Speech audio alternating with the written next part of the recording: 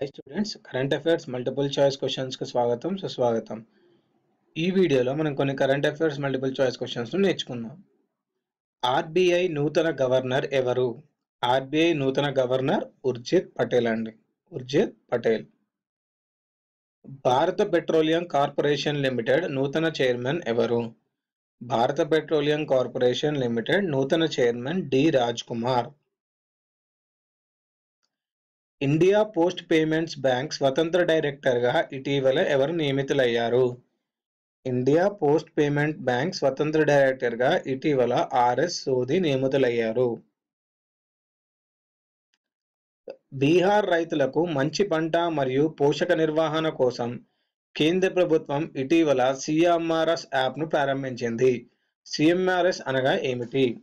Crop manager for rice based systems. Bihar రైతులకు మంచి పంట మరియు పోషక నిర్వహణ కోసం కేంద్ర ప్రభుత్వం ఇటీవల సిఎంఆర్ఎస్ యాప్ను ప్రారంభించింది.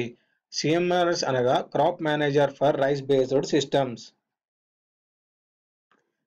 శ్రీ జగన్నాథ ఆలయ నిర్వహణ సంస్కరణల కొరకు జ్యుడిషియల్ ప్యానెల్ ఏర్పాటు చేసిన రాష్ట్రం ఏది? శ్రీ జగన్నాథ ఆలయ నిర్వహణ సంస్కరణల కొరకు జ్యుడిషియల్ ప్యానెల్ ఏర్పాటు చేసిన రాష్ట్రం ఒడిషా అండి. జాయింట్ సీ 2016 పేరిట ఉమ్మడి సముద్ర విన్యాసాలు నిర్వహించిన దేశాలు ఏవి?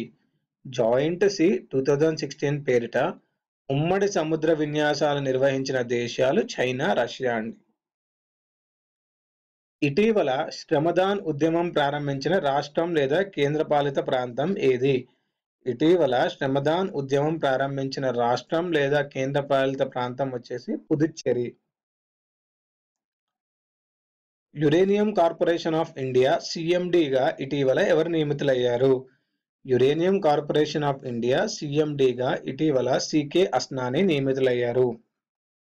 నేపాల్ నూతన ప్రధాని ఎవరు? నేపాల్ నూతన ప్రధాని పుష్పకమల్ దహాల్.